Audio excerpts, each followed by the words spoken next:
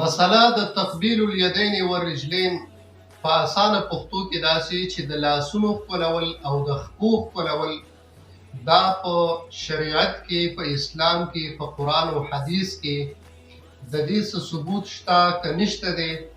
او آیا دغه عمل صحابه کرامو د نبی علیه الصلاۃ والسلام په دور کې د نبی علیه الصلاۃ والسلام لاسونه مبارک یا خپې مبارک ښکل کړي دي، او یا صحابه کرامو په خپل مابین کې دغه عمل کړی دی که نه دی؟ نو نن زه تاسو ته ښه مدلل او ښه د کتب معتبرونه په دغه مسله باندې یو څو حوالجات پیش کوم. ډېرو ملګرو داسې تپوس هم کړی و چې یاره تقبیل الیدین او تقبیل الرجلین دا مسله چې ده نو په احادیثو کې شته که نشته دی؟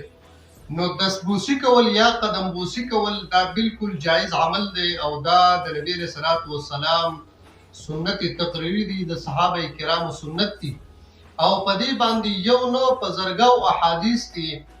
خو که چېرته کې د احادیثو مطالعه چا کړي او احادیثو باندې څوک پوه وي، نو هغه انسان په دستبوسي یا په قدم بوسي باندې اعتراض نشي کولی. خو د نن سبا دور چې دی، خاص کر د عوام طبقه ینګ جنریشن چې دی، نو دا د علم نه ډېر لرې دي، علما دي ته ډېر سپک ښکاري. نو د دې وجې نه که چېرته کې یو انسان خپل عاجزي او یو طالب العلم هغه چې کوم دی نو خپل جذبات مغلوبه کړي او خپل د یو پیر او مرشد او د قرآن او د حدیث د استاد او د یو مرشد اکمل کامل لاس دستبوسي وکړي او یا قدم بوسي وکړي، نو بس د دوی په ذهن کې دا ده چې دا شرک دی او دا سجده ورته وکړه او دا دی کافر شو. سجده دې ته نه وایي، سجده خو هغه ده چې کوم نبي علیه الصلاۃ والسلام د سجدې تعریف کړی دی. هغه تعریف دا دی، انس ابن مالک رضی الله تعالی عنہ را نقل کوي، صحیح البخاری کې دا حدیث موجود دی. نبی علیه الصلاۃ والسلام فرمایي سجده څه ته ویلی شي، د سجدې تعریف څه دی؟ نو السجدة علی 7 اعضاء، سجده هغه ده چې هغه په 9 اندامونو باندې ادا کړی شي، چې د دې 9 اندامونو کې یو اندام هغه هم استعمال نشو، نو د سجده نشي ویلی. 2 لاسونه به استعمالې، 2 خپې به استعمالې، او 2 زنګونان به استعمالې، او یو سر. دا 9 اندامونه چې کله مستعمل شي، نو دې ته سجده ویلی شي. دا د سجدې تعریف دی. کته کېدو ته یوازې سجده نشي ویلی. او دویمه خبره چې کوم ده، نو دا د نیت ته، چې ته چا ته کته کېږي، د چا خپې ښکلې، نو په دې باندې ستا نیت څه دی؟ ځکه الله جل جلاله ستاسو صورتونو ته، اعمالو ته نه ګوري، ستاسو زړونو ته ګوري، ستاسو نیتونو ته ګوري چې ستا نیت څه دی. انما الاعمال بالنیات، دار مدار د اعمالو په نیت باندې دی. نو ډایرکټ په چا باندې فتوا د کفر لګول یا د شرک لګول چې د غیر الله ته سجده وکړه، خپې ښکل کړې، نو دا به چې کوم دی نو د علم نه بېخبري وي، او دغه انسان به د جهلاو په پیرس کې، او دی به جاهلي، د علم نه به خبر نه یو داسې عالم که چېرته چا نه پته ورکړي دا عالم د سره دی. تاسو وګورئ، زما سره په لاس کې دا دی سنن ابي داود، د امام ابو داود کتاب چې د بخاري شریف او د مسلم شریف نه وروستو د دغه د ټولو نه لویه درجه او لوی فقاهت او لوی پوهه په احادیثو کې دا د امام ابو داود و.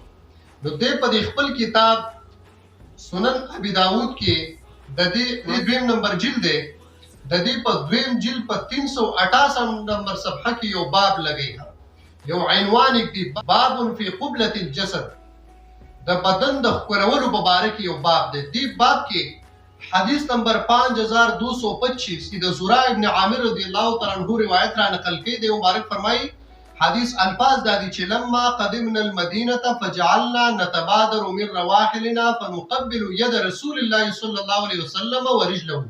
چې کله مونږ مدینه منورې ته لاړو، نو مونږ د خپل سورلو نه راکوز شو، او مونږ ته نبی علیه الصلاۃ والسلام وښودلی شو، نو مونږ لاړو، د نبی علیه الصلاۃ والسلام دستبوسي وکړه، لاس مبارک ښکل کړه او ښکته شو، او مونږ د نبی علیه الصلاۃ والسلام خپې مبارک ښکلې کړې. نو په صحاح ستو کې دا روایت موجود دی. د دین علاوه هم دا روایت امام بهقي په سنن کبرا کې دا حدیث راغستی دی.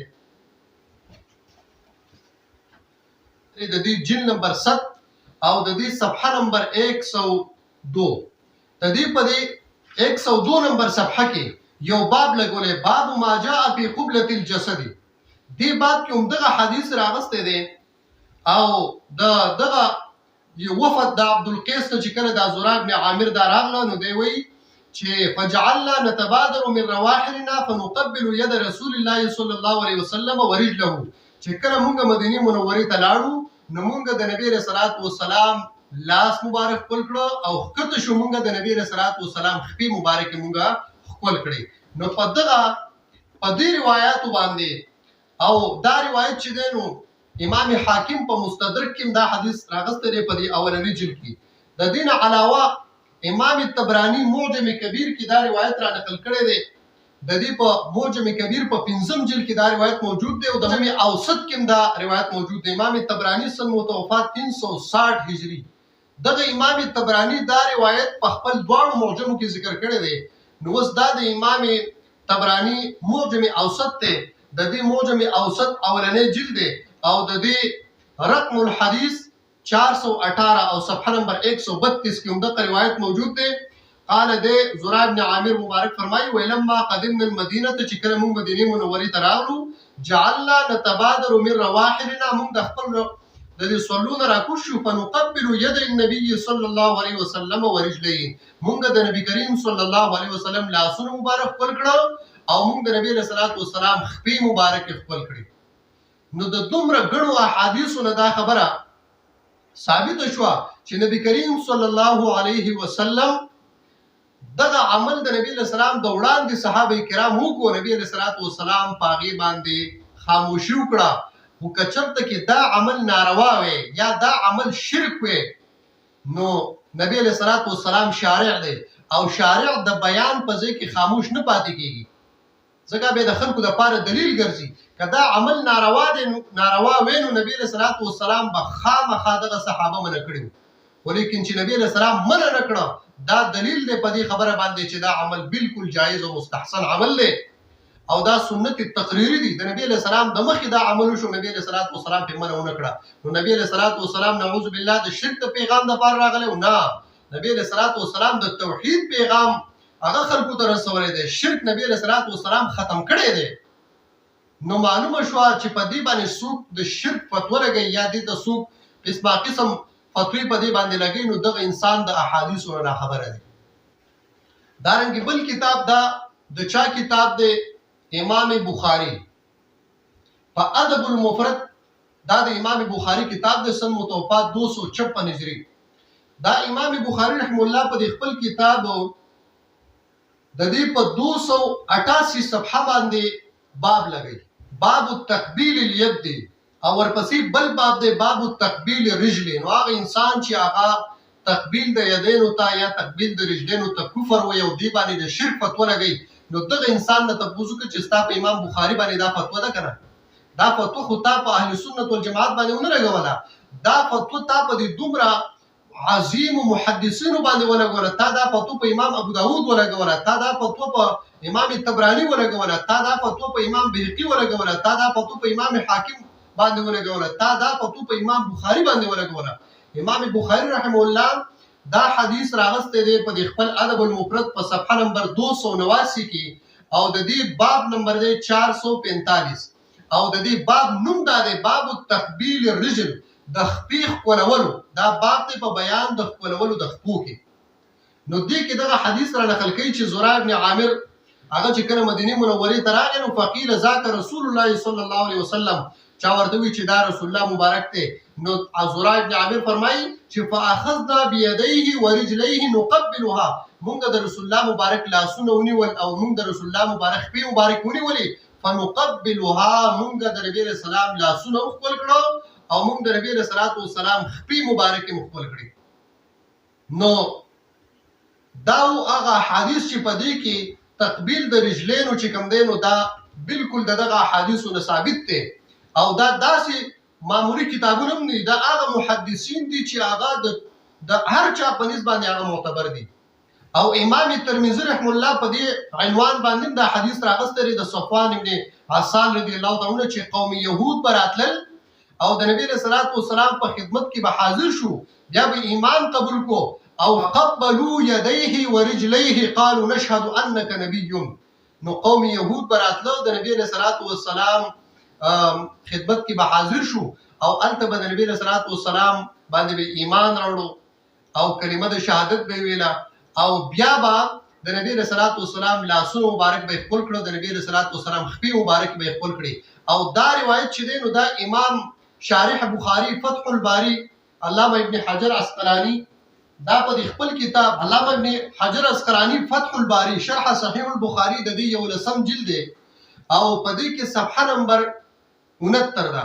په دې 69 نمبر صفحه کې دا حدیث نقل کړی دا کوم چې ما تاسو د وړاندې وی چې ګوره ان يهوديين اتى النبي صلى الله عليه وسلم فسألاه عن 9 آيات. د نبی رسول الله والسلام مجلس ته يهوديان راغلو او د نبی رسول الله والسلام نه د یسو آیات او معجزات مبارکه ته پوښتنه کو. بیا فقبل يده ورجله دغه دواړو بیا د نبی رسول الله والسلام لاسونو مبارک خپل کړو، د نبی رسول الله والسلام خپې مبارک خپل کړي. نو تقبیل د یدینو یا تقبیل د رجلینو چې کوم دی نو دا محبت دی او د محبت اولنۍ قرینه چې کوم دی نو دا ادب دی. چې ادب پچا کی نو هغه بیا دې عمل ته شرک نشي ویلې، دې عمل ته هغه کفر نه وي، دې عمل ته هغه بدعت نه وي، دې عمل ته هغه ناروا نه وي، بلکې دغه احادیث چې څنګه دې عمل ته مستحسن ویل دي او دا عمل جایز ګڼل دي او په خپل کتبو کې نقل کړی دی. هم د قرنګ دا عمل چې کوم دی نو دا سنت دی او دا مستحسن دی، دا ناجایز نه دی. او هم دغه حدیث چې کله دا يهوديان براتله د نبی رسول الله دربار ته او د لاسونو به خپلول نو دا فتح الباری ذکر کړی دی. نه علاوه امام نسائی ورسای ستو کې امام نسائی خپل کتاب سنن نسائی کتاب التحریم الدم کې دا روایت نقل کړی دی. او د دین علاوه امام ابن ماجه په خپل کتاب کتاب الادب سنن ابن ماجه کې په کتاب الادب په دې کې یو باب قائمي الرجل يقبل يد الرجل په دې کې دا حدیث نقل کړی دی. او امام ترمذی په خپل جامع کې دا حدیث چې دی جامع الترمذی کې دا حدیث مکرر ذکر کړی دی، په کتاب الاستیزان کې ذکر کړی دی رقم الحدیث 2733 او په ابواب التفسیر سورۃ بنی اسرائیل کې دا حدیث نقل کړی دی. او امام احمد بن حنبل مسند کتاب پروت دی، امام احمد بن حنبل په سلورم جلد کې دا حدیث نقل کړی دی. نو دومره لویو محدثینو دغه حدیث نقل کړی چې يهوديان براتله د نبی رسول الله والسلام دربار ته چې مسلمانان بشو د نبی رسول الله والسلام لاسونو مبارک به خپلول، د نبی رسول الله خپې مبارک به خپلول. نبی رسول الله والسلام متداسې نه دي فرمایلی چې دا عمل ناروا دی، دا عمل مکوئ. او یو بل حدیث مبارک واورئ د دې صحیح امام بخاری نقل کړی دی په صحیح بخاری اول جلد په 19 نمبر صفحه کې چې کله منافقینو د نبی رسول الله والسلام په علم باندې اعتراض وکړو چې نبی رسول الله والسلام مونږ نه پیژني او نبی رسول الله چې ګنده سباره خبر ورکړي، د جنت خبر ورکړي، د جهنم خبر ورکړي او مونږ سره ناس مونږ نه پیژني. نبی رسول الله والسلام په جلال کې راغی په منبر باندې کېناسته وای سلونی عما شئتم مبارک الفاظ یاد کړو وای پاسه زمانه تپوس کوي چې څوک زمانه څه قسمه تپوس کوي تپوسو کې زب بلا مورد او بلا تفکر او سوچ په جواب درکوم. نو ډیرو صحابه کرامو تپوسونه وکړه، نبی رسول الله والسلام په غټیم باندې بلا مورتین جواب ورکړه. خو بیا چې کړه د نبی رسول الله والسلام دا جلال صحابه کرام ولیدو نو فلما را عمر ما فی وجهه چې کړه عمر فاروق رضی الله تعالی عنہ هغه د نبی رسول الله والسلام پر رخسار مبارک کې دا جلال ولیدو نو چې دا څنګه چې خدای پاک زمونږ نه خپشي، دا څنګه چې نبی رسول الله زمونږ نه خپشي. نو فقام الیه فقبل رجله نو پاسې د نبی رسول الله والسلام خپې مبارک خپل کړی. او دا په فتح الباری کې امام ابن حجر عسقلانی صفحه نمبر 69 کې دا روایت نقل کړم دی چې ان عمر قام الى النبي صلى الله عليه وسلم فقبل يده چې هغه عمر فاروق رضی الله تعالی پاسې د نبی رسول الله والسلام لاسونو په مبارک خپل کړو. د دین علاوه یو بل روایت تاسو د وړاندې عرض کوم. دغه روایت امام مقری سن متوفا 381 هجری وسنه محدث تر 1443 هجری سره دي 381 سن متوفا. دغه امام مقری یو کتاب مستقل کتاب تصنیف کړی دی، کتاب نوم سره تقبیل الید. په دې کتاب کې په 64 نمبر صفحه کې د حضرت بریده رضی الله تعالی عنہ واقعا نقل کړي چې عربي راغی د نبی رسول الله والسلام په خدمت کې حاضر شو، د نبی رسول الله والسلام نه د معجزې طلب وکړو. نبی رسول الله والسلام چې ستکمه معجزه غواړي چې دا ونه راشي هغه ونه رااله په نبی رسول الله والسلام باندې راکته شو، سلام وی السلام علیک یا رسول الله صلی الله علیه وسلم او بیا هغه ونه لاړه په خپل ځای باندې ودرېدله. نو دغه عربي مسلمان شو، بیا نبی رسول الله والسلام نه اجازه غواړي دې الفاظو ته غوږ کېږدئ. دغه عربي نبي علیه الصلاة والسلام نه اجازت غواړي وَإِعْزَنْ لِي أَنْ أُقَبِّلَ رأسك ورجلك. اے د الله رسول مالا اجازت راکړه چې زه ستا سر مبارک خپل کم او ستا لاسونه خپل کم او ستا خپې خپل کم. فاذن له نبی علیه الصلاة والسلام هغه اجازت ورکړه او هغه راغی د نبی علیه الصلاة والسلام سر مبارک خپل کړه او د نبی علیه الصلاة والسلام خپې مبارک خپل کړي. ګوره نبی علیه السلام په خپل باندې اجازت ورکړه. دې الفاظو ته سوچ کوئ نو که څوک وایي چې دا عمل شرک دی نو نبی علیه السلام چېرته په شرک باندې عمل کوي یا د شرک اجازت نبی علیه الصلاة والسلام ورکوي یا دا عمل ناروا دی بدعت دی ناجایز دی نو نبی علیه السلام شارع دی هغه چې کوم دی نو د یو غیر شرعي امر چاته اجازت ورکوي چې ته دا عمل وکړه نو هغه عربي ته نبی علیه السلام اجازت ورکړه د نبی علیه الصلاة والسلام خپې مبارکې ښکل کړې. بیا دغه عربي وایي چې اذن لي ان اسجد لك ما ته اوس اجازت وکړه چې زه تا ته سجده وکړم. نه نبی علیه الصلاة والسلام منع کړه چې نه سجده د الله جل جلاله نه علاوه بل چاته جایز نه ده که هغه نبي دی که هغه ولی دی که هغه ژوندی دی که هغه وفات دی که هغه هر یو عمل خو غیر الله ته سجده کول دا ناروا دي. که د تعظیم په نیت باندې څوک کوي ګناه کبیره دی، که د عبادت په نیت باندې څوک کوي نو دا انسان کافر دی.